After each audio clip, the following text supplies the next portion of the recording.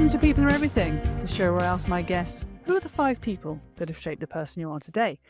And today we are joined by Dr. Suzy Burke. I don't meet many doctors in my life, apart from the ones that go and do checkups for me. So to meet someone who is a PhD, has continues to teach at Harvard, has worked at the highest echelons of Xerox, is a real treat for me, and she won't disappoint. This is a wonderful conversation. She's someone who's lived a life of great reinvention, adventure, and there's a depth and wisdom about Suzy that I know you're just going to absolutely love. So sit back and enjoy the very wonderful Suzy Burke.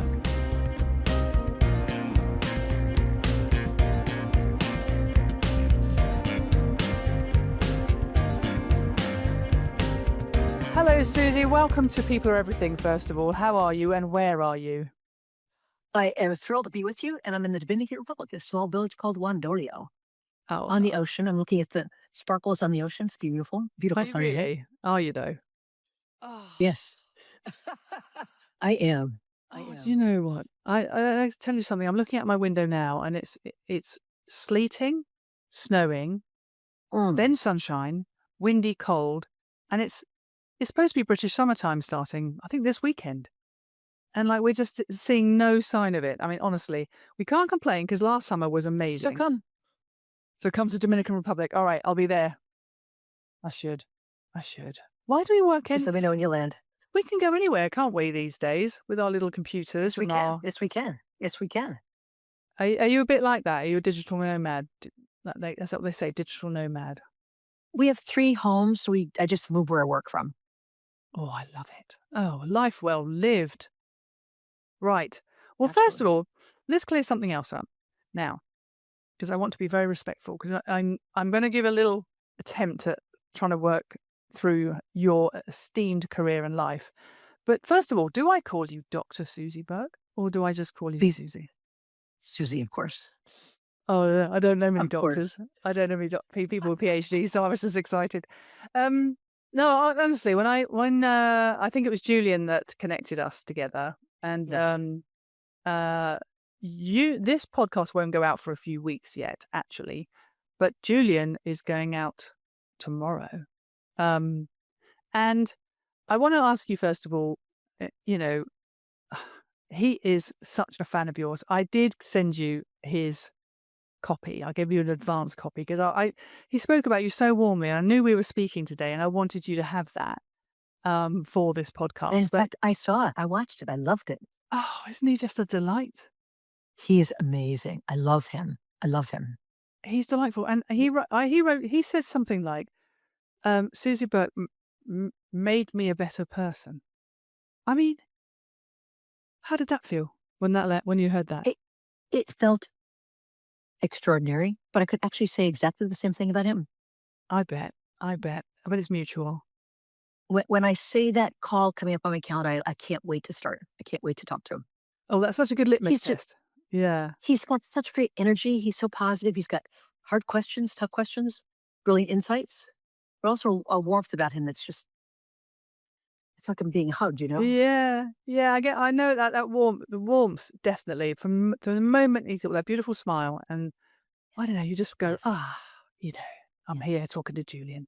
Oh, you're so lucky to have each other. Honestly, that's a real find for both of you. Yes, we are. Yeah. Well, hopefully he's going to listen to yours. So I mean, I've done my research. I thought I'd better had, Suzy, because you are very aspirational for me, because I've always let myself off the hook, because I always thought, well, I'm a practitioner. I can't have time to be an academic as well. And then I meet you and I go, oh God, an academic and a practitioner. So, you've got a PhD in, I think it's social psychology, isn't it? Something very... Social and organisational psychology. That's it. And worked with the top 20 companies, or companies within the top 20 companies of the US. And I'm looking at this, I'm going, how did you fit this all in? And so I just want you to, and you've written a book. Yes. Head Mentals, which I just loved, and I want to get into the whole mind sabotage thing and all that stuff. But can you just summarize your, as best you can, the journey that got you to where you are today, and how you'd combine those two things in one lifetime? It was a jagged path. Hmm. I taught high school English for 2 years, and I taught elementary school for 5. Because in my era, my mom thought you're going to grow up, you're going to get married, have children, and then be a teacher because then you'll have the same schedule as your kids. I never had children, but I did love teaching school, and one of my top 5 was my first principal, Okay. who really changed my life. But from I was an avid backpacker and hiker, and after my first year of teaching 6th grade, I wanted my kids to experience the White Mountains. So I went to the principal. I said, I'm going to invite anyone who can come for like a 5-day trip to the White Mountains. He said, that's great, but if it's that important to you, do it as part of your curriculum starting next year. Oh, wow. So everyone else was studying ancient civilization. I created a curriculum around mountain lore, geology, geography, folklore, all sorts of things. And the town had concepts and generalizations for each subject and grade. So I used those concepts and generalizations, but created my own curriculum. And it was freeing. It was wonderful. I looked forward to it. Kids looked forward to it. And in my middle of my 5th year, Steve called me in one day and he said, I'm now going to be assistant superintendent for the whole town. So I can't let you do your own thing anymore. Because if you can do your own thing, then everyone can. And then I can't do it. So I'm going back to my room. It's winter. I stood at the window. I looked out the window and I just cried. I Hmm. cried. Because Center School was an amazing place. Students had a PhD in systems analysis. They aged about 20 something. My colleagues were a Rhodes Scholar, someone who published poetry in the New York Times and regular, an amazing, amazing staff. The thought of leaving that was heartbreaking, but it couldn't be boxed in. So as the year drew to a close, I went to see Steve and I said, Steve, I'm not coming back. He said, well, come back next Friday. Let's talk. I think that we'll talk again. So I came back next Friday and I said, I can't come back. He said, go home, think about it. We'll talk again. My husband was actually teaching at the same school, 2nd grade. And he said, what does Jim say? He said, Jim is hoping I have the strength to do what I know is right. Oh, good for Gave me a you. big hug and said, Yeah. Godspeed, right? So I spent that summer wandering in my backyard thinking, what am I going to do? I just finished a master's degree in education administration at Columbia. So in the state of Connecticut, you need a master's within 5 years to continue teaching certificate. Hmm. So I thought to myself, maybe I could borrow my mom's dog and go backpacking in the Rockies. Or maybe I could be a bartender. I went crazy. I think I was going through a midlife crisis at a young age. And finally, it got to be almost September. I thought to myself, gosh, I better go back to school, right? So back to Columbia. I was going to get a PhD in admin. In my first semester, I took a class in leadership. And each student had to teach a class in something. I chose Hersey and Blanchard's situational leadership model. At the end of the class, the professor called me up and he said, you taught Hersey and Blanchard better than they do. You're in the wrong major. I think you need to be in social psych. So back to Dale, and I said, this is what Harvey thinks. And Dale said, you know what? He's right. Hmm. So I changed to social psych, but Dale was my rock. So I became his research associate. And we did research at Exxon Education Foundation for 3 years. It was wonderful, really wonderful. I was so blessed in so many ways. So anyway, Xerox had a habit of hiring PhD students before they graduated for a 6-month internship. And one of my colleagues came back from the day at Xerox one night. He said, I'm getting a job, so I'm leaving Xerox, but I'm going to recommend you. And I thought to myself, my dad was a madman. I don't know if that means, but there's a show on America called Mad Men. It's advertising execs in Advertising the is it? 50s. Yeah. Oh, I Yeah. can tell. My We'll dad come was back to that. that in a minute, but yes, carry on. That was my dad. And I felt like he died at 57 of heart disease. And I felt like if I go to work for a company, they're going to chew me up and spit me out. I can't do it. So I talked to my dissertation advisor, Harvey, and he said, you know what, they can't hurt you in 6 months. And Dale's like, it's going to be good for you if I just do it. And after 6 months, the boss called me in, Dr. Tragash. He said, you know what, you're doing great work. Usually after 6 months, we tell people it's time to move on, but we want you to stay. And after I collected my dissertation data, he said to me, I've taken the privilege of arranging 3 interviews for you because we want to keep you. You don't have to go on any of them or you can go on all of them.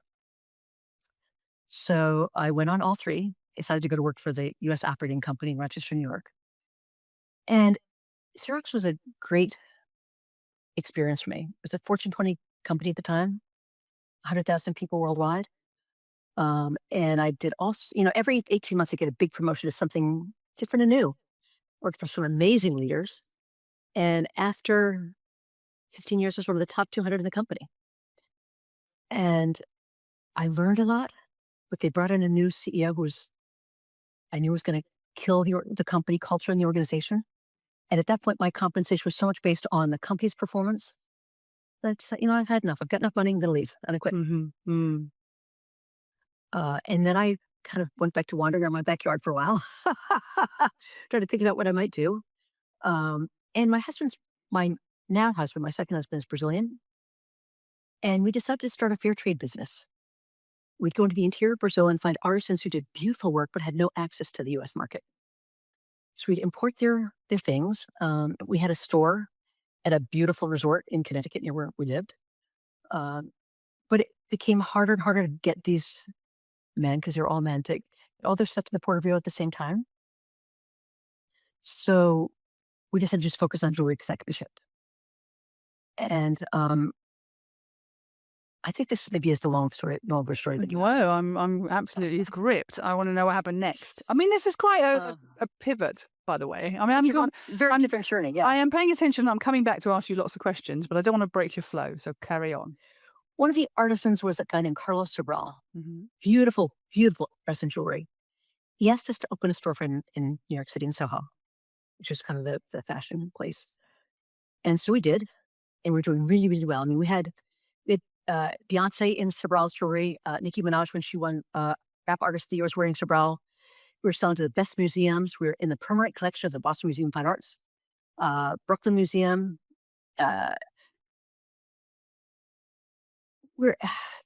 And he decided we were making too much money. He didn't want to share. So we simply stopped shipping. It was the only thing we sold. Ouch. So deep breath. That month, we had 30 looks on the runway Fashion Week at Lincoln Center. We had a $250,000 order from Macy's. We were on the cover of Time Out New York, Real Simple magazine. And all of a sudden, we had nothing to sell. We were at the store one day. There are 3 stores. The first 2 were retail, and third store was office. And my husband and I were up in the office, and one of the salespeople called in and said someone wants to talk to the owner. So Ed went down back in a half an hour and said, "This is Camille Hanoush. Established has a chain of jewelry stores. They would like to rent the space." I'm like, oh my gosh. And they have great, great jewelry. So Sobral would not agree. So we did a handshake deal with Hanoush. They were kind enough to stay until we found a permanent tenant. And Sobral finally agreed. So then, an old client of mine, actually, Terry Easter, had a consulting firm. And we had stayed in touch over the years. And she said, I think you'd be great in my firm. Would you like to come and work for me? So I started coaching executives and doing interesting consulting projects. And at that point, I got to know Marshall Goldsmith, who changed my life. As I think, he's got this 100 coaches thing. And I'm one of the 100 coaches, which is just a life-changing experience. And at the same time, I met other 100 coaches, and one of them, Rhett Power, and I started a business together called Accountability Inc. So he and I do consulting together. I've got coaching clients through Accountability and through 100 coaches as well. And it's an amazing journey. And Rhett invited me to work on a book with him that he had started called Headmentals. And he'd invited first another consultant and coach called Brian Berman to work on it. When it came to me, I said, "Rhett, do you want me to just proof it for you, or do you want me to actually make it better?" He said, "Make it better." Had no science at all. Had no science. I'm a social scientist, right? So I've read on the psychology that I learned and lots of real life examples of things that I experienced. And I'm really proud of how it came out. I love it. I'm excited about it. But that's my story. Oh, sounds story. I mean, there's a few things I want to loop back on, if you don't mind, because I think they were... Sure. Unless they're all going to come up in your 5, and I don't really mind if we go back and forth anyway. So, I like the idea of this kind of power teaching couple. in the, the elementary, as you say, elementary grade, I think it was, you said? Elementary Sixth grade, school? yep. 6th grade. We struggle with grades in the UK. We don't really understand it. People go, I was in 6th grade. Yeah. We go, all right then. We don't know. We don't really know what it means. How old would you be in 6th grade? 6th grade. 11 or 12? Okay, so middle school, as we would call it. Yes. Okay. But in this case, it was at elementary school. Elementary, which is the bit sort of 5 to 11. Like 5 to 11 ages. K to 6 in grades. Yeah, no clue what you're talking about, Suzy. But yeah, I got the ages right. So basically, I love this idea of this power teaching couple, and you just going, nah, I'm not really feeling this anymore. I want to go and do something, and your husband completely supporting you. I think that's fabulous. I love the free-spirited nature of it. I can just picture you. I don't think you're allowed to borrow people's dogs, Suzy. I don't think that's a thing. I think you have to get your own dog. Your poor mother would have gone, hang on a minute, it's my dog. But I love the free-spirited nature of it. You in your backpack with somebody else's dog just going wandering. That sounds fabulous. And then, just the kind of, I suppose the commitment that you had to doing your masters and then going on to do a PhD. I mean, that's not a small thing. And I don't want to skip over your father dying so young. That's really would have been hard. I mean, how old would you have been when that happened? I was 19. I was in college. Gosh, I don't know if we're talking about him later, but goodness me, that's a hell of a thing to have to deal with at college age. So I imagine it had a big impact on you. And I do know about the Mad Men thing because my son wants to be Don Draper. I mean, he just wants to. I mean, in fact, he is already. He works for Wyden's. You know Wyden and Kennedy? They're a big ad agency. And he wants to be Don Draper. He even set up his bedroom to be like Don Draper's office. This is true. Wow. True story. So I know a bit about that. I know a bit that, those kind of companies, not so much these days, but if you go back in, the sort of admin, Madison Avenue heyday, it really would have been high pressure work. So written hard and put away wet. Yeah, no, I totally It's a good description. can picture the stress that would have caused. And then this complete pivot to I'm going to just give up all of that. I'm going to work at Xerox for 15, 16 years and, do all. I think you went up to vice president, didn't you? Vice president of some global markets or something, if I read that right. Yes, yeah. I mean, goodness me. And then to say, oh, I don't like the look of this CEO. I just don't fancy that one. He's not really aligned with me. I assume it was a guy. Was it a guy? Of course it was, yeah. Yes, yeah. So I imagine you just going, no, that's enough for me. I mean, he's not my guy. And then complete reinvention to get into sort of jewellery and fair trade trading and retail and meeting Beyonce, maybe. I don't know if you met her, but she wore your jewellery. That's close enough. She did. Yes, she did. Yeah. And then the Marshall thing. Marshall Goldsmith's come up a few times on my pod because of his generosity, actually. I interviewed him in season 3 and he followed up with here's 20 people, I think it might have been, that I think you should speak to. And his generosity continues. That's so Marshall. That is so Marshall. Yeah. Well, I'm not saying Marshall Goldsmith did this. I'm saying Brandon did this. Brandon Goldsmith. Do you know him? Yeah. Did I say Marshall Regard. Goldsmith? You did. Yeah, Did we do Regard? God, I've got all my names wrong then. That's awful. Sorry. Brandon Murgard, as I say. Murgard sounds much better. Brandon Murgard I interviewed. Oh my goodness, I'd love to interview Marshall. He wouldn't talk to me, I don't think. But I've met so many. He might. I've actually interviewed about 8 of his favourite people so far, so he probably would. I'll ask him. Want me to ask him? Happy to. Suzy, that make my day.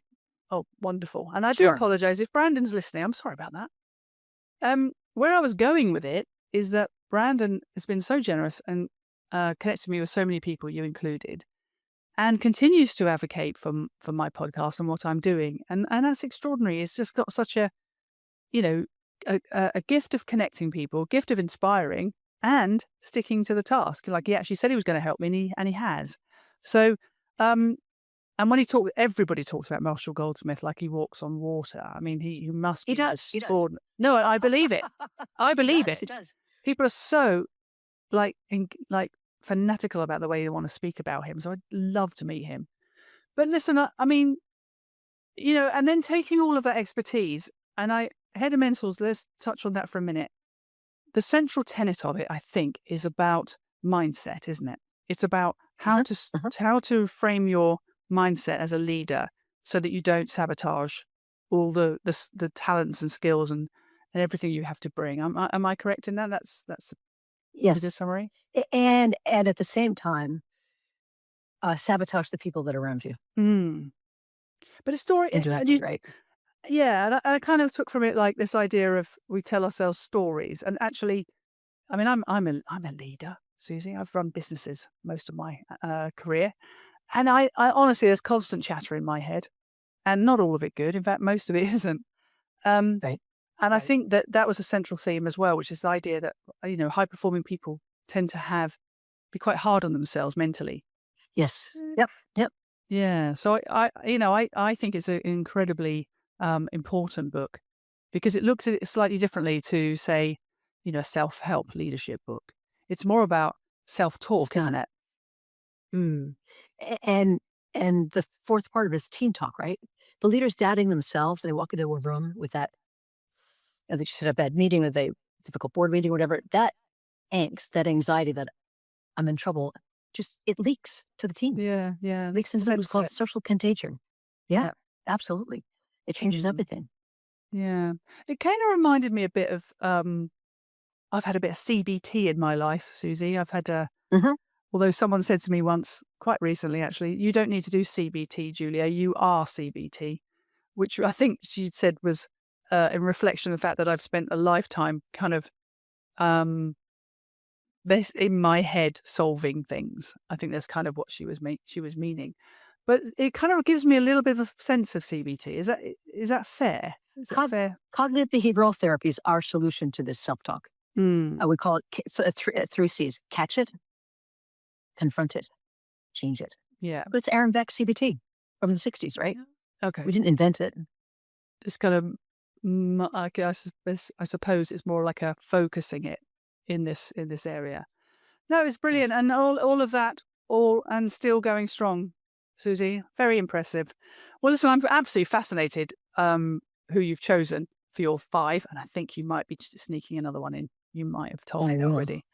But first of all, I always ask my guests, how did you find choosing your list? How did you find it? Choosing 6 was easy. Trying to narrow it down to 5 was hard, which is why I asked if I couldn't do 6. Yeah, no, that's fair. But they came instantly. Oh, good. People who really have been transformational in my life. All right. Well, I'm looking forward to hearing about it then. So who should we start with? Who's number 1? My mother. All right. She's the most amazing person I've ever known in my life.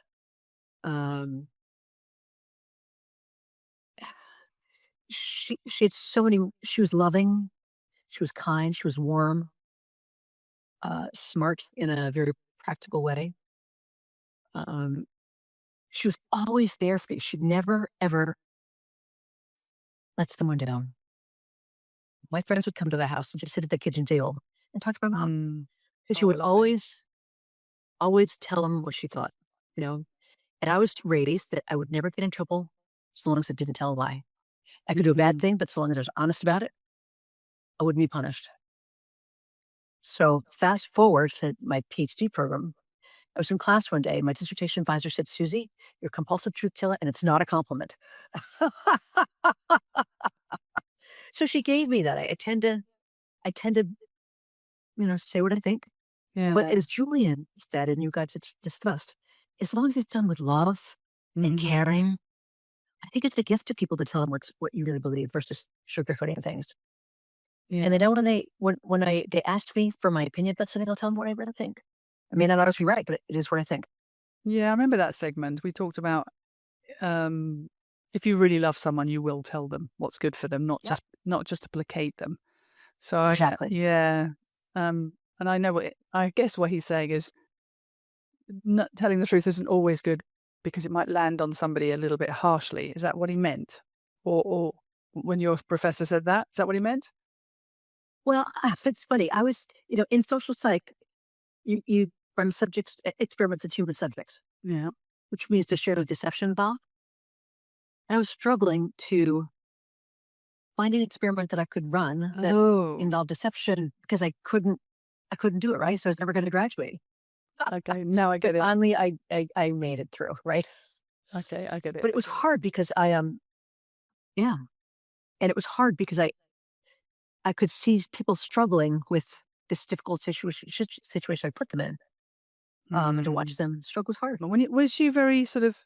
Did she have a career of her own? Was she a stay? And I could just picture this kind of home life where everyone's coming and going, and everyone knew where the snack drawer was, and they just, whether you, like you say, whether you were there or not, they'd come in and Right, have a right, little chat. right. So was she a stay home mum? Was she very traditional in that way, or? She was stay-at-home mom until I was maybe 11, and then she was bored, and she went to work as a realtor, which is, a sort of flexible schedule. Um, but she was there was always fresh baked something in the house. Lovely. Um, Always ready to have a cup of tea with whoever walked through the door. And even in her 90s, she'd drive and pick up hitchhikers. I'm like, Mom, that's dangerous. So she's like, I'm not worried about it. And she picked up a guy one day, and she wanted to go to the soup kitchen at our church. Actually, it's like, God, Conklin, it's really good. Come on. She worked at the Mm. soup kitchen. So she was just kind to strangers, kind of people she loved and knew, kind to everybody, and fun. She said, I always have my suitcase packed. She's just lots of fun. The So first time we took her, sorry. She always had a suitcase packed. What, for spontaneity? yeah, if someone wanted to go someplace, she was in. Oh my goodness, I The, love the that. first time we took her to Rio, we're having a drink at the International Intercontinental Hotel, which looks out on uh, Two Brothers, which is a mountain that people hang glide off of. Mm-hmm. She saw people hang. I'm going to do that. I'm like, Mom, she was like 90. You're going to break something. She said, No, I can do it. I can do it. And I My said, goodness. You can't do it unless I come with you. And I'm afraid, so we're not doing it. But she would have done it. She was adventurous. She was fun. She was amazing. Well, you She said was was. amazing. What age did she get to then? 90 something. 94. 94. Oh, bless her. That's a good age. And probably right to the end was saying, you sure I can't do this hang gliding thing? Are you She sure? was. She was. Oh, amazing. Well, She was. and did she remarry after she lost your She did. dad? She She did. did. Interestingly, she married a guy that she almost married in college. But she was from an ordinary family. He was from a very wealthy family, and his parents didn't approve of marrying my mom. Mm-hmm. Um, they met many, many years later. My dad was gone. They met in a jewelry store next to a real estate office. And Bill was divorced. Mom was single. And they just sort of picked up where they left off. Amazing. Oh, I And love that. his son is my true brother. Mhm. We're wonderful friends and great colleagues and really love each other. She's lovely. And this was in Connecticut. Was this where you grew up? Is it? That was in I lived in Connecticut for many years. But my dad, when he was 50, he went into he was the second in charge of the second largest agency in the world. Mhm. Something happened. I don't know what it was. He walked into his boss's office after lunch, tore up his contract, and said, "I quit." Okay. There's He a can't even theme resign. here. My mom, There's a theme here, I quit. Susie. Exactly, exactly. And my mom said, "Don't worry, George, we're fine." And most of my parents had grown up in Rhode Island. Mhm. So back to Rhode Island, he started his own small market management consulting firm. So that's where she ended it, Bill, who my stepdad. Rhode Island, is that near Martha's Vineyard and all that side of things? Have I got It's that wrong? it's no, it's people can leave from Rhode Island to get a ferry to Martha's Vineyard. There you go. It's around the coast, yeah. Do you know what? This podcast has made my American geography so much better. I'm meeting so many people from all over the US, and I'm getting better at it. I even know where Connecticut is. There you go. Um. Oh well. Listen, mother's often a number one. Just saying. Quite rightly, we make everybody, don't we? Us girls. I know you hadn't had children of your own, but you're born from one. Sorry, from a mother, that is, from a woman. Yes, yes. So mothers typically get the number one spot on this podcast, and it makes me feel all nice and warm. So good. Anything more you want to say? I didn't get her name, actually. What was her name? Hope. Her name was Hope. Hope. Oh, what a beautiful. Davidson was my maiden name. Johnson. Uncle Johnson Oh, was my stepdad. beautiful She name. was just, and she lived into her name. She was really hopeful. she never was discouraged. Mm-hmm. She always figured we'll find a way, Yeah. Oh, I've got a very, very vivid image of her and your childhood there, and I think that's sounds like an absolute gift. I have to tell you one more story about her. Please. When I was probably 8 or 9, I was, in those days, kids just ran loose in the neighborhood. And I hit a boy that was older than me. He said, "I'm going to go tell your mother." So I ran home. I wanted to get there first. And we had a room over the garage where we could look into the kitchen and see someone coming up to the door. So I was hiding in there, knocked on the door. And he said to my mom, "Suzy hit me." And she said, "Well, he said, you should be ashamed of yourself. You're older than she is, and you're bigger than she is. Go home." Oh, funny. Okay, well, you can't get away with that. Why did you hit him? What happened? Can you I have remember? no idea. I can't. But I'm sure it was deserved. Because I'm not a violent person at all. No. He's maybe the only person I ever hit, actually. He's what? He's maybe the only person I ever hit. Ah. I punched somebody in the face when I was about 11. Maybe less than that, maybe about 9. Because? Why? Well, how boys of a certain age they'll pick on you because they like you, but I didn't know that. Yep. So he jumped on my back, and I didn't know who he was, and I'm quite tough actually, and I just punched. I just didn't even look to see who it was. Someone jumped on my back. I just went bang, and he actually poleaxed onto the ground, and I remember being very worried about him because he literally just went doink straight onto the ground, and I was like, "Oh, I better be careful with these fists of mine. They're actually quite powerful." And then someone told me afterwards that he was really upset because he really liked me, and I thought, "Oh, well, I misunderstood that particular maneuver." Poor him. Yeah. Yeah. All right. Well, was there anything more you want to say about Hope before we move on? Just that she was amazing. She's right here Oh, bless. all the time, every day, Sitting on your all the shoulder. time. Love Always. that. I love that. All right. Well, listen. Should we move on to number 2 then? Who's number 2 on the list? My husband, Ed. Ed. He is second marriage for both of us. Mm-hmm. I went through a very painful divorce. So I was single for 4 years. That I never went on one date. My Xerox colleague friends would try to set me up with people. I'm like, nope, not interested. At the time, I was responsible for the implementation of the power teams worldwide at Xerox. And I was traveling around the world helping service directors implement power teams. And I got to Brazil, and my Ed was running service and I think manufacturing at the time. And I was there for a week, kind of learning what they were doing, talking about power teams and some learning their strategy and thinking about how that work. And at the end of the week, I said to my friend Marianne, "I bet someone I think I could like." He said to his brother Ray, "I met the woman I'm going to marry." Oh, gosh. That was in August. In September, we met in Denver. I wanted him to see work groups real time. Again, a week's worth of conversation, only business. And Friday at the airport, he said, "I can't let you get on the plane without telling me that I like you." I said, "Well, I like you too, but I'm not interested." He said, "Okay, that's fine." And he called me the next morning to make sure I got home safely. He called me the next morning. And then October, I went back to Rio to help him define the strategy. We had our first kiss. He asked me to marry him. And to my great shock, I said yes. On the first kiss? First kiss. See, there must be some kiss. You know what, Julia? I knew. He's got impeccable integrity. Yeah. He's smart. He's kind. He's generous. I mean, if you were to meet him, you'd think he was an amazing gentleman. But he is tough as nails. One of his Xerox colleagues met with him in Brazil and said, "You're so talented, but you'd do better if you were a little bit tougher." And Ed took the gun from behind his pants. Said, "Is this tough enough for you?" No. I was like, "Never mind." Oh, good Lord. So he's my everything, Julia. I feel like I could walk into hell and if we're holding my hand, it would be okay. There's nothing we can't do together. Do you know what? I love a love story. And I love a love at first sight-ish love story as well. Because it sounds like there was love at first sight. Absolutely. It's been 33 years. Really? I love him more every day. Love him more every day. Amazing. Well, I mean, it's such a blessing. And obviously, I love the bravery of him saying, "I can't let you get on this plane until I tell you I like you." That's bold. I like that. I'm impressed by that. But he And is also it? had the emotional intelligence to say like you, right? To not say anything more. Yes. He's Did he's he? a really good reader of people.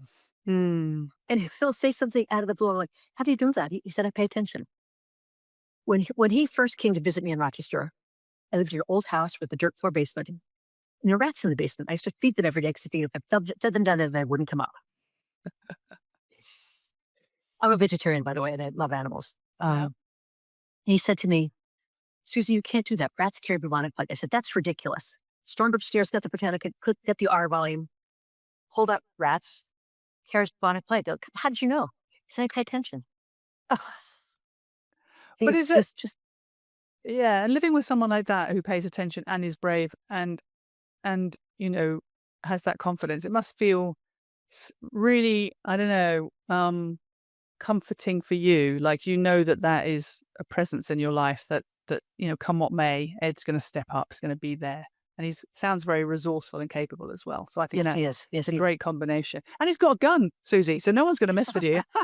Not anymore, actually. He left them all in Brazil. Oh, But fine. I feel like together we can face any challenge with Mm. ease. Lovely. Oh, I really like Such a that you gift. found, and a second timer as well. I mean, sounds like things weren't easy for you for a little while there. And I bet your friends at Xerox were happy. Yes, yes, Did any of them come to the yes. wedding? All of them, actually. I don't know. I love that. I love that colleagues go to weddings because Yeah. I did a post recently on the old LinkedIn, which I spend quite a lot of time on, and it was about friendship and in work. I think I wrote something like, "There are no friends in business, so they say," but I beg to differ. I think Oh, is what I wrote. totally different. Yeah. Yeah. I disagree. Exactly. And I remember the one somebody said that to me. There are no friends in business, and I looked at this person. I thought, "Oh, how very sad for you." Poor them. Yeah, exactly. Yeah, you're not getting it. And you didn't just find your friend. You found friends. You found your best friend and your husband all in one. So that's Yep. pretty Yep. good.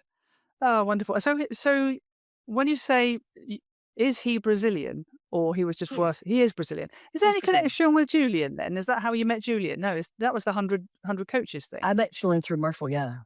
Yeah, okay. Because Julian And lives in Brazil, doesn't he? I know he's not Brazilian, he but does. he lives in Brazil. Yeah.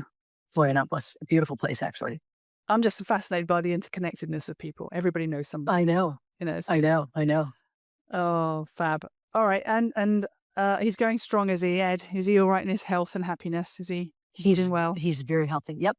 Well, actually, when he asked me to marry him, I said, that one condition. He said, what is that? He's 9 years older than me. Yeah. And I'm convinced I'm going to live to be 100. So you've got to promise to live to be 109. In Ed's perfect fashion, he said to me, I'll do my best. Do you know what? He'll do it as well. I've got a theory about it, Susie. You want to hear it?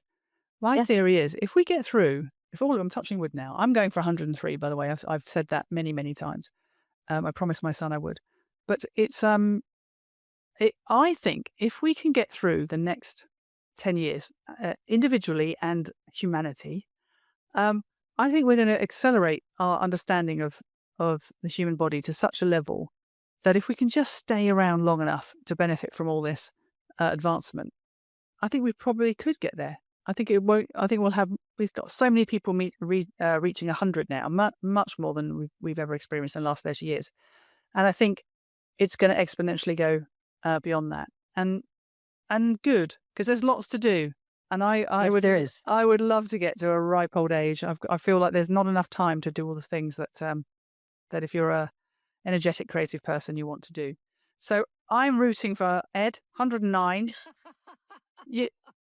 There's a line in my book, actually. I just wanted to. I know we're talking about you, but there's a line in my book. I wrote one of the lines in my book says, "It's a mock death scene." It's cheerier than it sounds.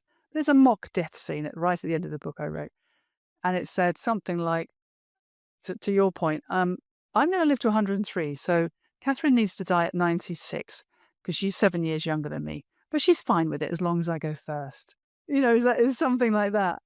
But it's not this idea of when you find your person, you can't imagine a day on the planet without them. That's really what you're saying. It's like we both have to go on the same day. That's just. I understand how in Egypt, people, or India, they throw themselves in the funeral pyre. I Yeah. get that. Yeah. I get that, Yeah. I can't imagine a world without Ed.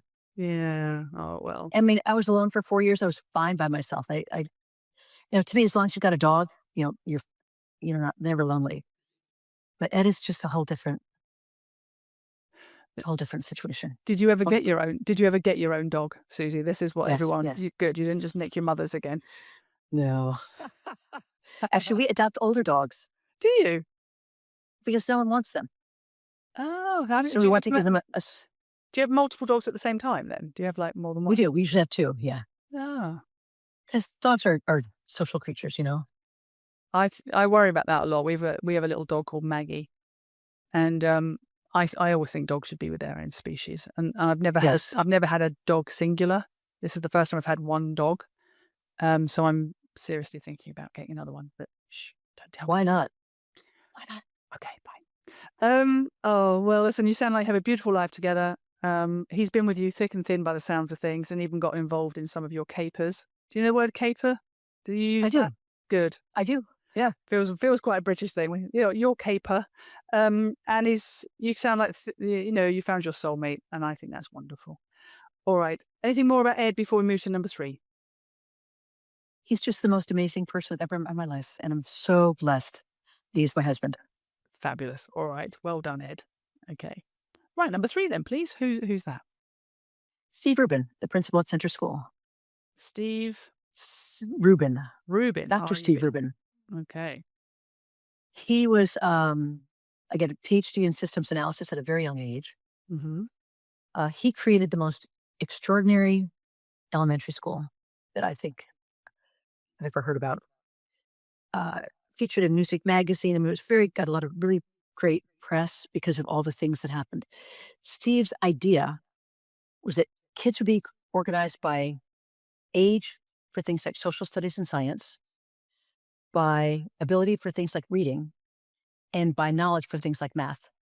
Okay. So I taught anyone who needed to learn beginning fractions came to me for beginning fractions. I had the gifted reading group that a bunch of 6th graders, same age from my homeroom, who we did social studies, writing, science, and things like gym and music together. So really unique design. Mm-hmm. And again, he was the one who allowed me to create my own social studies program and take the kids to the White Mountains.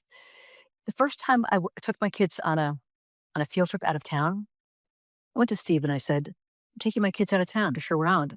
He said, "Great. Why are you telling me?" So I'm taking my kids out of town. And how many was there of you? How 20, 21. 21 Not a lot. kids. Okay.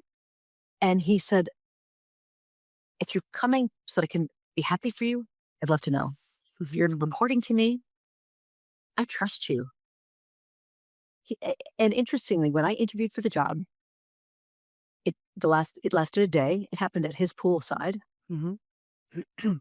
And we went through everything that he could find out about me. In the middle of the interview, he sent me to talk with Betsy Shays, who was the person we were replacing. And I went to talk to Betsy, and she'd been in the Peace Corps. Her husband, Chris, was a representative in Washington, D.C. And I'd gotten a full ride at the University of Pennsylvania to just get a master's in reading. So that was one debate. And Betsy and Chris said, "You know what? Go to UPenn." And back to Steve, I said, "You know what? They think I should go to UPenn." And Steve said, "You know what? Center School is here right now. It's a very special thing. It might not be here when you get back. Come now." So I did. But he gave me confidence. I mean, it was the first time that someone had said to me, a boss, "I trust you. Yeah. I have confidence in you. Run as fast and as far as you can. If I can help you, let me know. Otherwise, just let me cheer you on."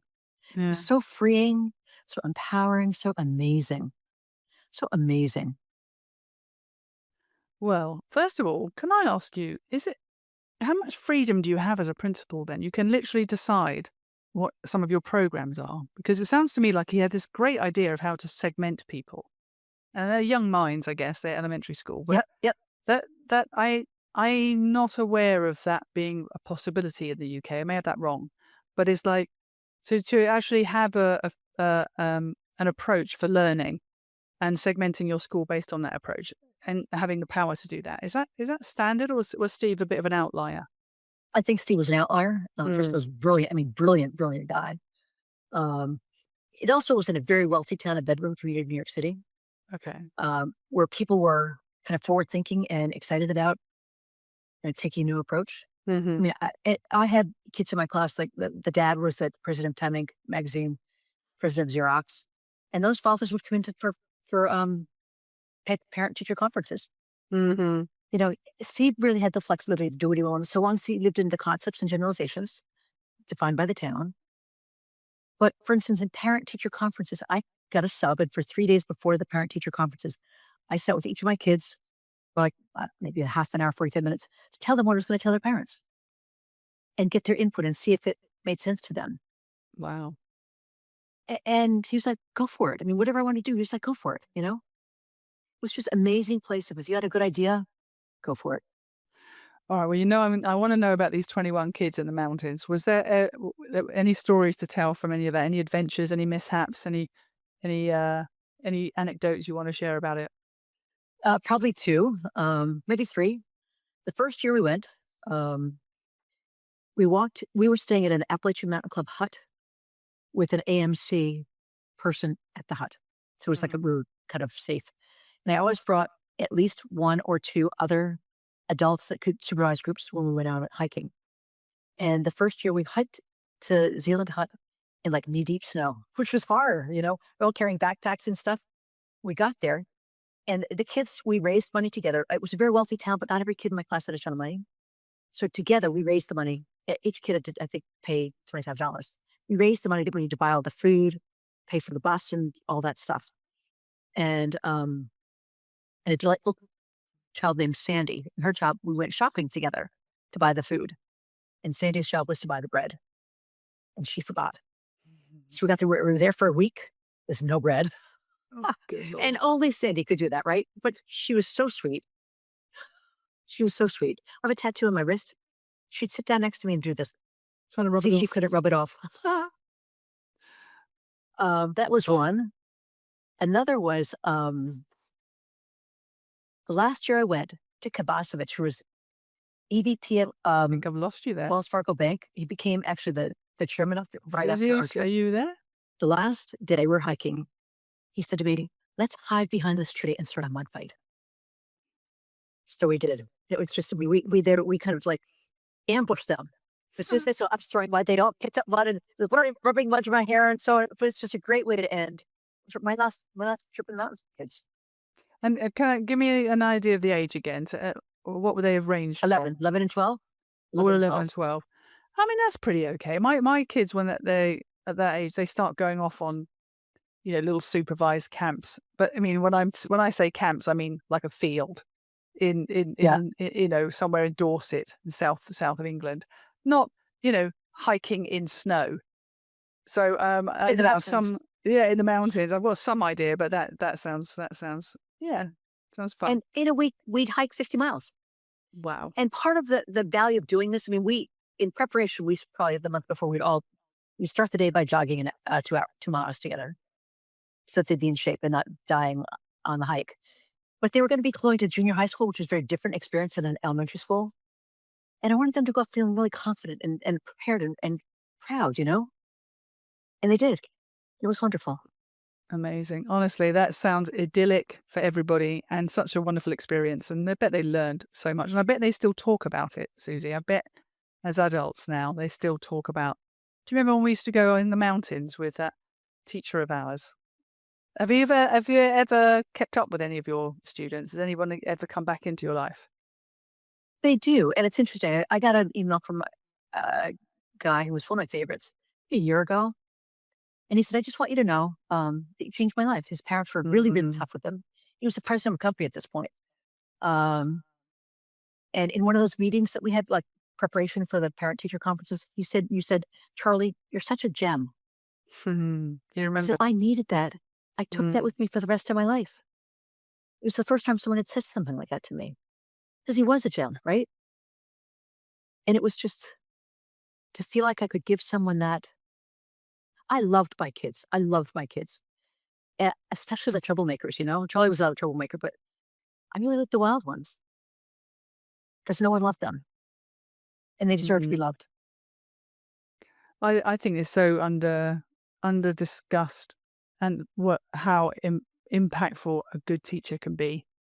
Not just in terms of obviously the education, but the influence and impact it can have in the direction of somebody's life. And I think in the UK, particularly, teachers are very underpaid, and that's kind of, don't get me started on why, but I just I believe that loads of people believe that it's a travesty, really, that the people who have so much responsibility of so many young lives just get paid a pittance.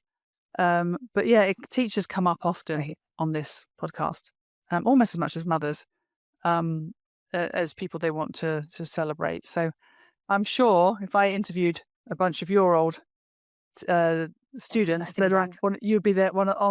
They'd be on the list of 5 for sure. Oh, wonderful! And I love the sound of Steve. He sounds very well. First of all, from a leadership point of view, obviously you're going to agree with me, I hope, which is that this idea of empowerment and trust is so massively important if you're if you're helping people develop into the leaders they need to be. So it sounds like he had bucket loads of that in terms of his sort of philosophy and skill set. But I like the idea of him just taking his own path with it and saying, I'm going to teach these kids this way. I think I love innovation. I worked in education for a bit, just so you know. And I did a little bit of innovation, but yeah, good to see. Are you still in touch with him? You still hang out? He died about 2 years ago. I went to his funeral, but we were hanging out with him until he died. He was just such an influential person in my life. And, I think almost every teacher of Central School loved Steve Rubin. I would do anything for him. He was just such an extraordinarily empowering, engaging, brilliant guy, and warm and friendly. Always hugging, big hugs. It was just, and the kids, oh my gosh, when the art teacher was amazing. The whole place was extraordinary in a way that I've never seen in any other school. Did he make a good age? Did he make a good age? Probably in his 80s. Decent-ish. And I hope it was decent-ish. Hope it was a very packed hall full of people who wanted to give their respects and thanks. Absolutely. People just loved him. Yeah. And not long before he died, Ed and I had dinner with he and his wife. And okay. And it was called me sweetie. I love that. Wait 1 second. This happens a lot. And if you listen to my podcast, you'll know that Maggie is now scratching at this door, driving me crazy. So you're about to meet Maggie. Hold on. She's very annoying. Come on. Inside then. Would you like to say hello? Absolutely. I would love to see her. Here she is. Hey, Maggie. There she is. Hey, Mags. So she's a cutie. She is a cutie, but back to your point about dogs being with their own species. If she had a little playmate, she probably wouldn't be on this podcast so much, because she would be happy playing with her little friend. But yeah, she likes being on the podcast, I think. Yeah, I think she does too. I think she does. Right, you're going to go over there. Okay, thank you for that. All right, so Steve Rubin, Principal Steve Rubin. I'm glad he made it onto the top 5. Anything more before we move on? Just I miss him, love him and miss him. I bet. All right. Come on then, we've got 3 more to do because you're cheating, remember? So who's number 4? Dale Mann. Dale Mann. Professor Dr. Dale Mann. Mm-hmm. He was head of the Educational Administration Department, and he taught political science. And he was the toughest professor I ever had. Hugely high standards, scary high standards. Mm-hmm. He was very, I wouldn't describe Dale as a professor. He wasn't warm and fuzzy and friendly, but really challenging. And the superintendent of schools in New Canaan, where I was working, was a Columbia grad. And anytime I had a project that could help New Canaan, I'd go see Dr. French and say, "This is a class I'm taking. Do you have a project for me?" And I was taking a course in the community politics. And Dr. French said, "We've got more buildings than we need. If you could do a building utilization study and come back with a recommendation about how we use our buildings, I'd be grateful." So I poured everything I had into it because Dale was going to be a tough grader. Um, and Center School, where I worked, was the oldest school, needed a lot of renovation and so on. My recommendation was to close Center School. Okay. And in fact, that's what they did. Oh, big move. Yeah. But I mean, I got an A on the paper. You did? Eh, I did. But that's not the point. The point is that I was trying to help the town. And in doing so, it ruined something that had been so important because the teachers weren't fired. They just weren't all to different schools. But the magic that had been Center School was gone. And when they knocked the building down, um, a lot of people got bricks from Center School, including me. But how did it feel for you to know that it was your study that led to that action? I think in some ways I was horrified. Hmm. When I asked Bill French for a project, I never imagined that it would end up closing the school. Mm-hmm. Also proud that the work had been that well done that they thought it was worth implementing. It's sad at the outcome, Yeah. really sad at the outcome. Well, I imagine well, little I know about you already, you would have done a thorough job. I mean, you got the A, right? So they must have been a really good piece of work. And for someone, the people that have to make that final decision and actually implement it, that's not a small thing. So Right. I imagine it was very necessary and the right thing to do. But change is Well, hard, isn't it? I think Bill French asked me to do that project because it's on his mind, right? Yeah. Or maybe he wanted So you he to be didn't. everyone could be mad at you. That's what I reckon. I don't know. I think he saw an opportunity to get some free consulting work. So this is when you say This is Dale. this is Dale, he was the guy that said go and make this plan and do this study. So why is he on your list? Okay, I understand it's because he gave you some tasks and some big projects and probably would have given you a lot of confidence going forward. But why would he But be on your top that's the list? least of it. When I went back full time to get a PhD in educational administration, Mm-hmm. my first day there, I got a $5,000 Pell Grant, which was not a lot of money in those days. And I saw that there was an ad up for a department assistant at admin working for Dale. And I took a deep breath and I thought, oh my God, he's such a tough guy. Can I do it? Will he kill me? But I thought to myself, I need the money, I'm going to do it. So I applied for the job. I got the job. And it was great. I mean, I didn't last long because he immediately made me his research assistant and then a research associate. But for my last 3 years at Columbia, I was working for him as a research associate, doing really groundbreaking research for the Exxon Education Foundation. Hey, Maggie. She's doing it. She's doing it again. Hold on. Sure. She either wants to be in or out. She never knows. I understand. She's a job, She's Julia. okay. Fine. That's what dogs do. Good. That's what dogs do. She's a pest. I'm going to get her a puppy. She's a love. Sorry.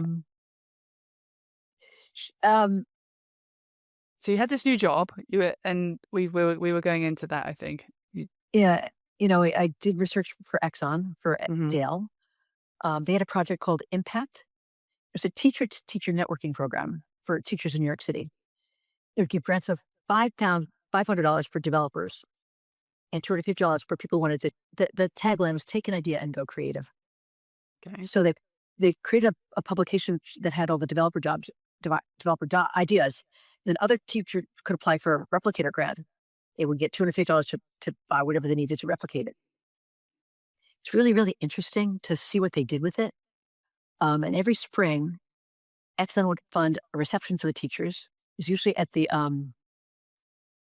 a Flatiron Builder, which is a kind of landmark structure in New York City, and there would be waiters with towels over their arms, serving teachers glasses of wine and beautiful hors d'oeuvres and so on. Teachers don't get treated like that. Hmm. And often I would talk to a teacher and they would say, What do you do? I'm just a teacher.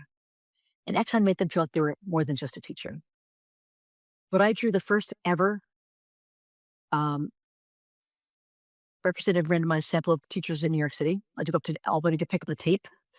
And then we surveyed them um, and got some really interesting and good data about what worked and what didn't and all of that.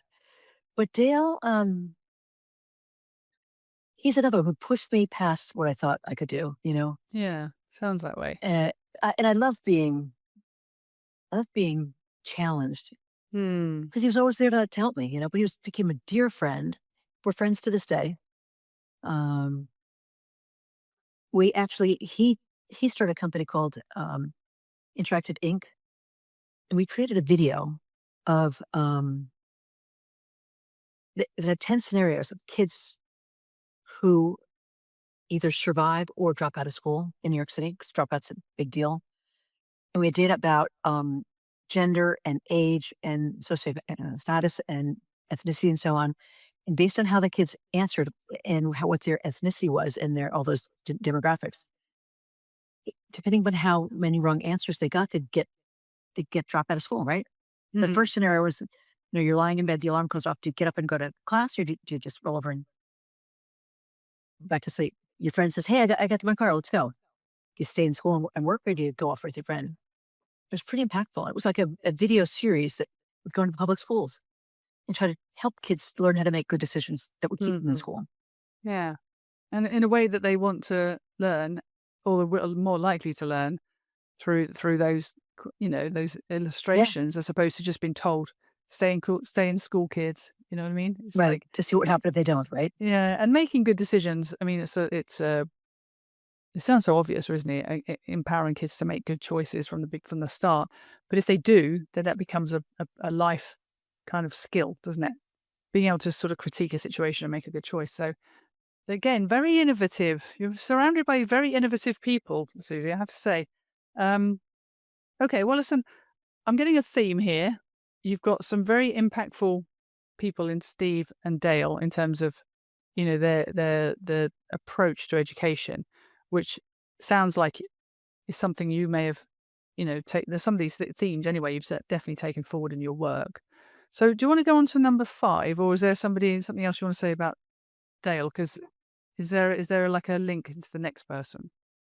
Oh, there's not, but I love Dale Mann. He is so. Ed and I visited him at his home in Virginia last year, and he took me into his study and he said, "I need you to look around." So his walls were covered with accolades. He said, "Because of you, I was able to do all this." He what? Sorry, Oh my. he said that to He you. said that to me, because of you, Because of you, I was because of able what to you do all did this. for me. And he once Fantastic. said to me, "If I were in a bar brawl, I would want you at my back. At my back."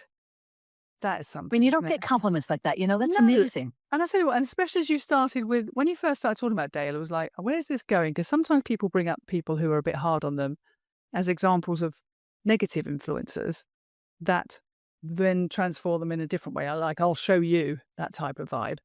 But I don't think that was that at all. He had confidence in you and he believed in you and he was pushing you. And the fact that you've gone on to be lifelong friends says much. And then to say that, I achieved all this because of you, that must have felt amazing. Oh my gosh. And last year we were together. Um, I was late in getting the tape and the data and so on to send out the surveys.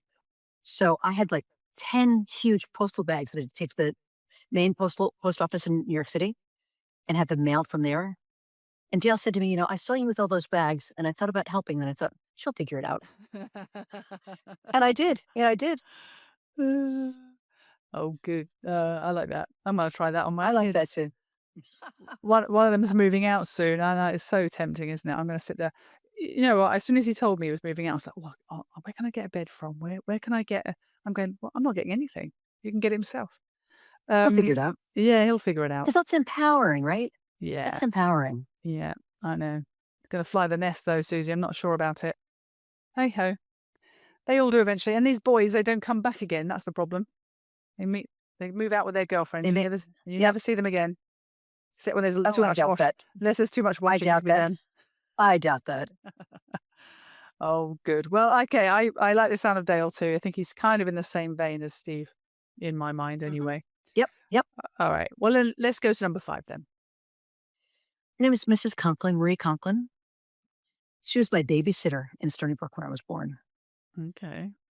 I couldn't say Mrs. Conklin, so I called her Conk. Conk. And she was a simple soul, a really simple soul, a housewife, 1 daughter. And she would babysit for me when I lived there. And then when I moved away, I would go back to visit her on school vacations. I would spend time with her in the summers. And so she's just a really influential person in my life. When I was maybe 7 or 8, her only child died in childbirth. So I became like a surrogate daughter. Mm-hmm. But Conk taught me how to dig for clams, how to make iced tea with water from a spring, how to milk a cow, how to look at pigs without falling into the sty. In the wintertime, she'd take me sledding down this steep hill. How to hunt for horseshoes in her backyard. It's just an amazing, amazing woman, filled with love. She had the best hugs. I didn't like vegetables, but when Conk served me spinach, even if there was sand in it, I ate it because I didn't want to hurt her feelings. Her husband, I called him Uncle Fred. He was a volunteer fireman. He would take me down to the firehouse. I could slide down the pole, ring the bell. He taught me how to play pool, how to play poker. I mean, for a little kid, that's like awesome. And in the summertime, they didn't have a car. The neighbors would go get pizza. We'd sit up in the back and drink iced tea and eat pizza and tell stories, Magical. It was just idyllic. And there was a farm, and Conk and I would go to the farm. There was a donkey there named Angel, and I always bring carrots and sugar and so on. And I had to pet Angel, ride Angel. They named a calf after me, actually. They named the calf Suzy. And I went back the next year to see Suzy. Suzy was veal. I knew you were going to say that as soon as you said it. Never name your animals if you live in a farm, they say, don't they? Oof. Well, and that was the first thought that I had, that, wait a minute. I loved Suzy. Yeah. And I became a vegetarian at 19. And I haven't eaten anything connected with meat animals since. So, Well, okay. So Conk, let's talk about that. How did she like being called Conk, first of all? I think she was fine. She was fine with it. She was just so loving. She was so loving. Her family emigrated from Czechoslovakia. Mm-hmm. And her sister lived next door. They didn't want me to hear what they were saying. They would speak in Czech. Fair enough. She was very tall. We'd walk down to the post office. We'd walk into town to go to the grocery store. We'd go to the butcher and the baker, the post office, the bank. We walked every place. It was a simple life, but rich with wisdom, with knowledge, with love. I mean, things that really matter, Yeah. And also she would have felt quite exotic, wouldn't she? If she was Czech, you would have felt she was quite exotic as a child, I think. I imagine there was a piece of that. That actually never occurred to me until you said it. But I loved her deeply. I loved her deeply. I went back to visit her until she died. Because she was just such an important person in my life.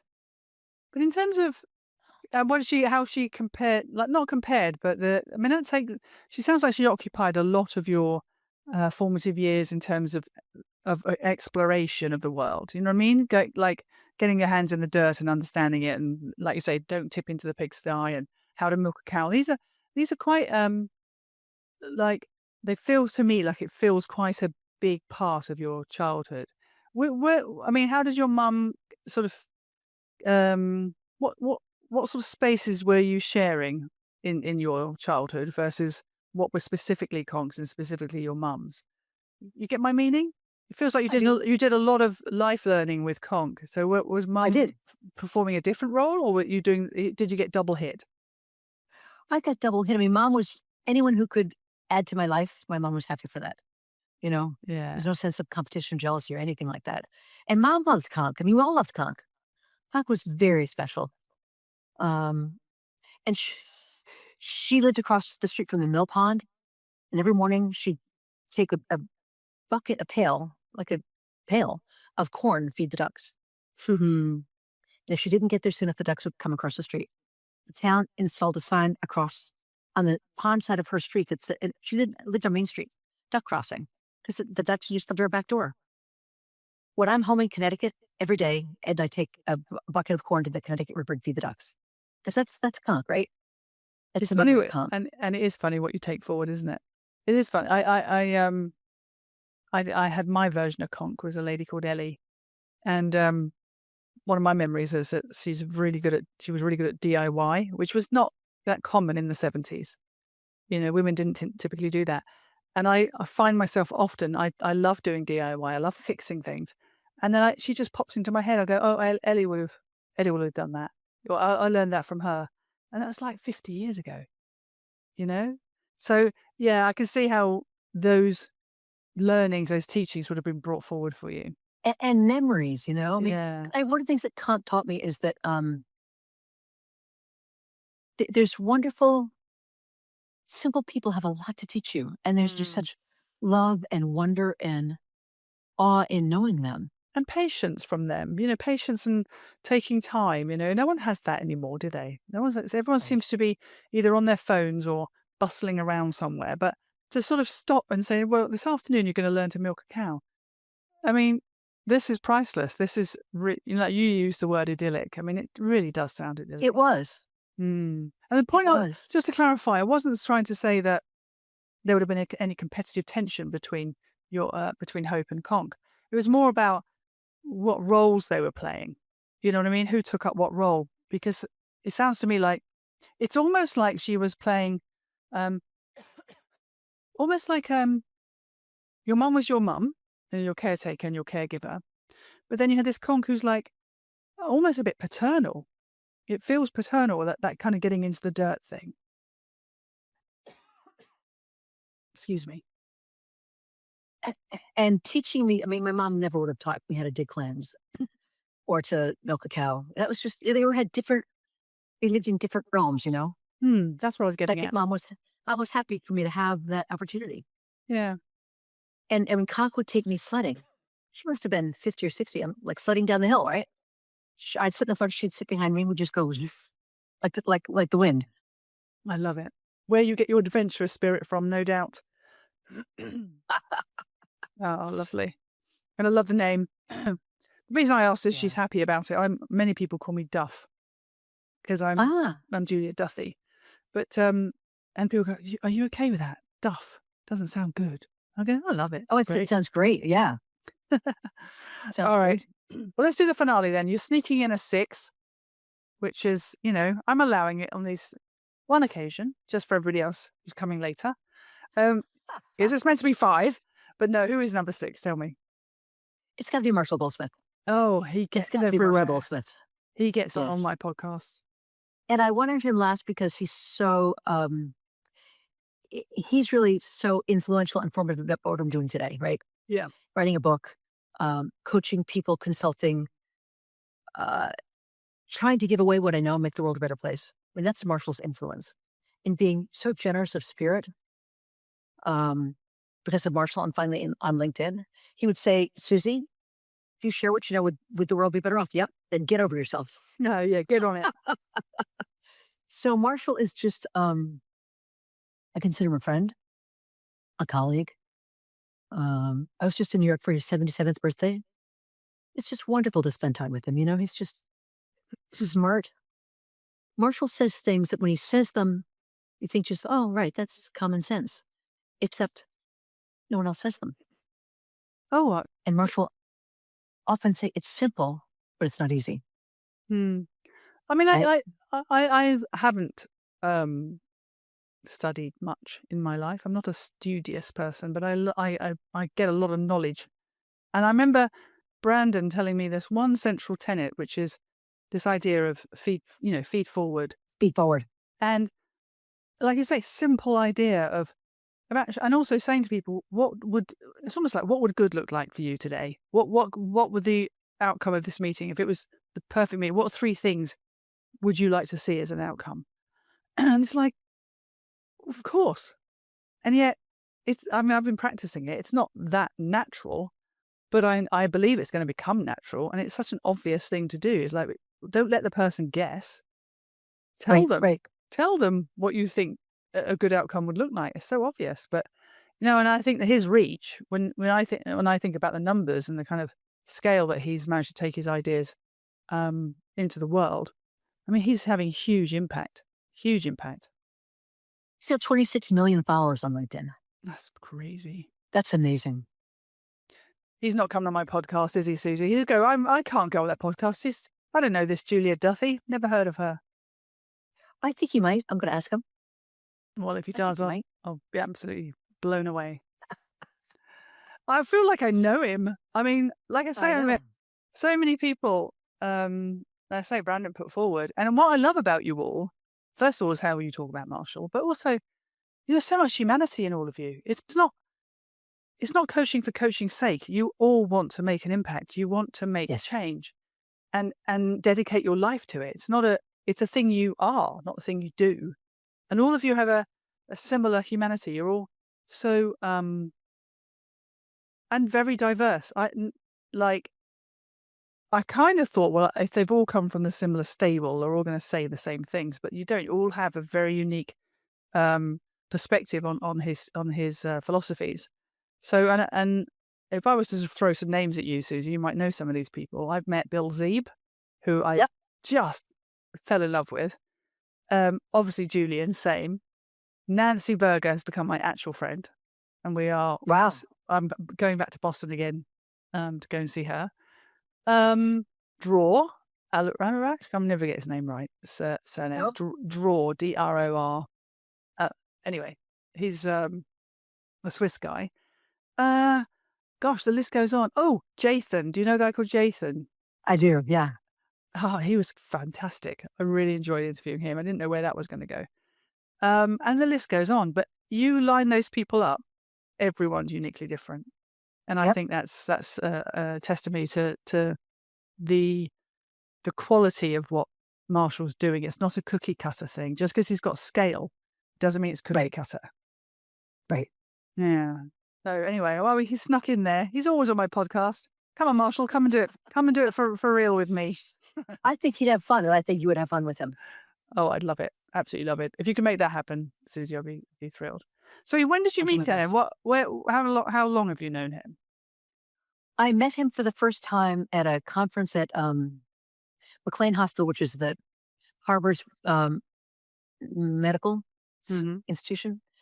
He was they do a coaching conference once a year, and I attended, and he was the keynote speaker, and I was just really awed by him. He was energetic, smart, impactful. He gave me things that I took away. I could hold them in my hands, learn things. The next time I met him, I had taken and been trained in stakeholder-centered coaching, which is his approach to coaching, by a guy named Chris Coffey. And because of that, I was invited to a gathering, the MG100 coaches, at his home in Southern California. And I went. It was probably 2019 maybe. And it was over, and we're kind of, in the hotel the last day. And I was debating, I'm an introvert, by the way, debating, do I go to the airport and just kind of read, or do I stay here and have lunch with people? So I decided to sit down with a bunch of people and talk. And I was sitting with 3 other MG100 coaches, and somehow we just had to start a business together. So we did. We did a project together in North Carolina for about a year, which went really well. And then Red and I decided to become business partners, just the 2 of us. So I became an MG100 coach maybe in 2021 or something like that. So, every other Monday, there's a Mondays with Marshall call. Every year, there's some sort of a family reunion, which what I call it. People get together for Marshall's birthday in New York City every year. And people go together to Thinkers 50 in London. And there's always a big contingent of NG 100 coaches. So, he's really present in my life. Like I say, it's just you almost think, well, how has one person had so much impact? And I just keep saying that word because it's sort of aspirational for me. I'm like, and it's not, and I don't mean that from a pure achievement point of view. No, what I was saying is that this idea of impact. I mean, I want to make. I do believe that when you get to a certain age, you start thinking about impact. You start thinking, have I made a Sure. difference? Have I moved the dial, as they say in business? Have I moved things forward? Have I done good? And I'm happy with my contribution. I'd like to do more, but I look at people like Marshall and I go, "Wow, you've really done it. Like you've really maxed this out. You're only 77 still, and you're still going strong." But you have had a serious impact on the world of leadership coaching, and also the fact that he's so humble with it. I get that a lot from people. They say how humble he is and how warm and down to earth, but also how he's such an enabler of other people's success. Absolutely. Absolutely. It It's very really. self-effacing, Mm, no.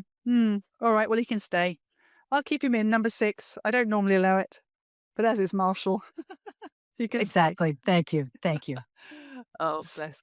Well, listen, that's it. We've done your 5/6.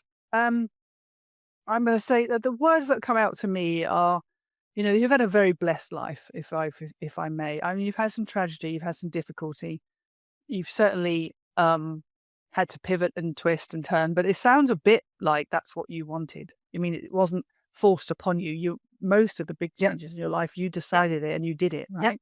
Yep. So you strike me as somebody who doesn't let life happen, around them, That's to right. seize right. it and take it forward. And I think that grounding you got from your mum, that unconditional love, that security, that safety, then meeting Ed, who's going to kind of really bodily take care of you. It feels like you've had all the right ingredients, I suppose, to be able to have an impactful life, and you've gone on to do it. Because I was thinking about Julian earlier as well. I was thinking he has got a lot going for him. Julian is a very handsome Yes, he fella, does. Yes, yes. charming, that Yes, he is. smile, and he had a lot of good fortune in his early years, and he could have easily just surfed only. You know what I mean? He could have just led a life of indulgence. But he's decided, no, I'm going to That's not who he is. Yeah. no, I'm going to make a difference. I'm going to help people as best I can and do what I can, do my bit. So I think it's a similar sort of story with you. It's like you've taken your natural gifts, your intelligence and your capabilities, and you've been driven to make the impact that you've made. And I am very impressed. I'm like I say, I always thought it was one or the other, that you couldn't be a really impactful practitioner and be an academic. But actually, you've proven that wrong for me. Thank you. Yeah, no, I'm super impressed. All right, well, listen, I that's what I think. Well, is there anything here that's popped out that I always ask this question, that you, in this process of choosing your 5, you thought, gosh, yes, I did get that from Dale, or I got that from, Steve, or, my mum, and now, Conk and, or Conk even, sorry. It's like, did you, she won't be happy with that. She's fine. Oh, gosh. Anyway, Years ago. I'll edit that out too. I probably won't.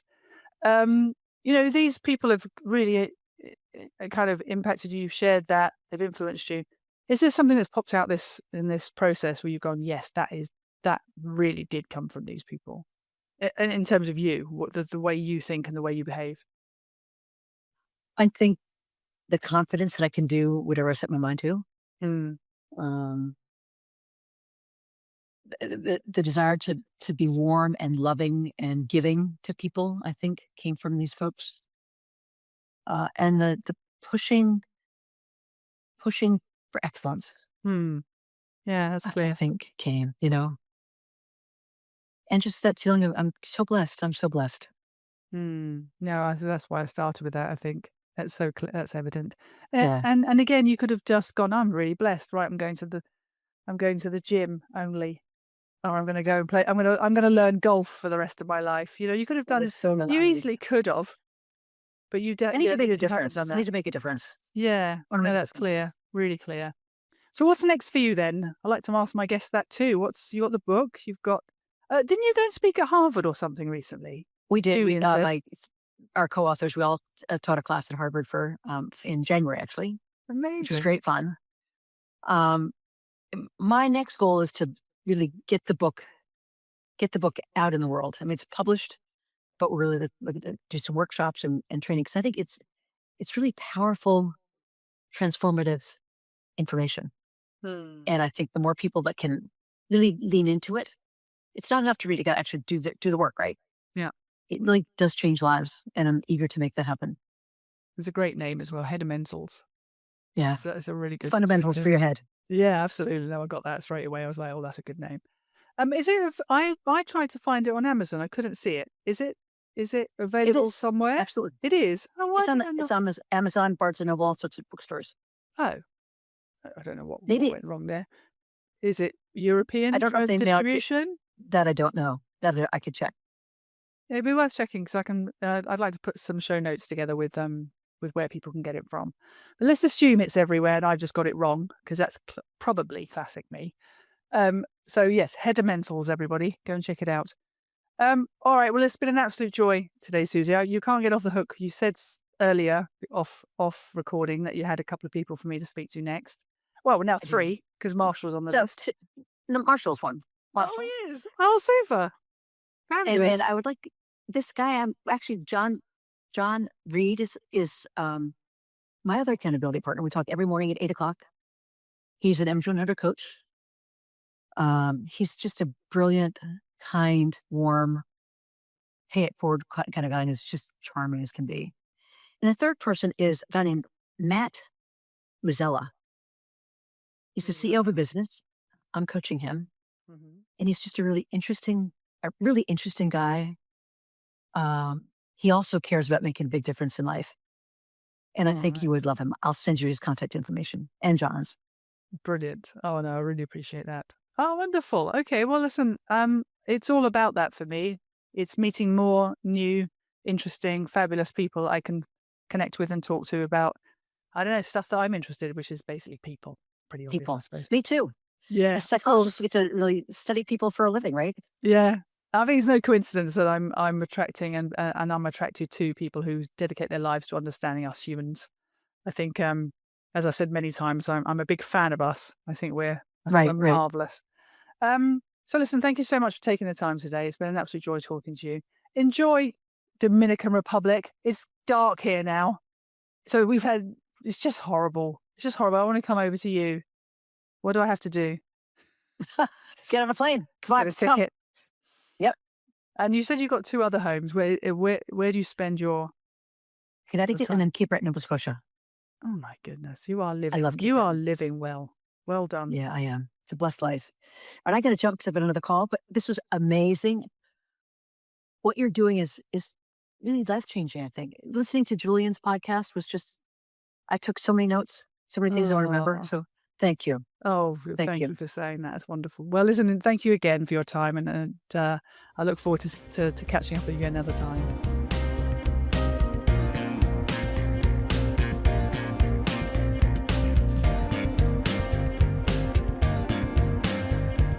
Well, that was the remarkable Dr. Suzy Burke. I hope you enjoyed that. I did, and I think I will go to the Dominican Republic and hang out with her. I think we would have some wonderful conversations. So if you're listening, Suzy, I'm coming. Just need to sort out a flight or 2. Right. Next week, we have Tim Hughes. Tim is one of those people who really deeply, deeply knows his craft. And his craft is helping businesses really understand how to engage an audience online. And he works with, numerous brands to unlock this almost, I suppose it's like modern alchemy of how you actually create an audience, build real connection, truly understand your customer and find them out there and bring them to you. So he's a fascinating guy. Another thing I love about our conversation is he has his great-grandfather's gramophone in the background, you'll see, handed down to him. And there's something very, very heartwarming about that. And also the way he talks about his dad, who's many, many years of professional service at the BBC. So there's a lot here. It's not just about him and his work, but when he reaches back across all these generations, you see that there's a lot that he wants to celebrate. So I look forward to seeing you next week. In the meantime, have a great week ahead. And yeah, I'll see you then. Take care.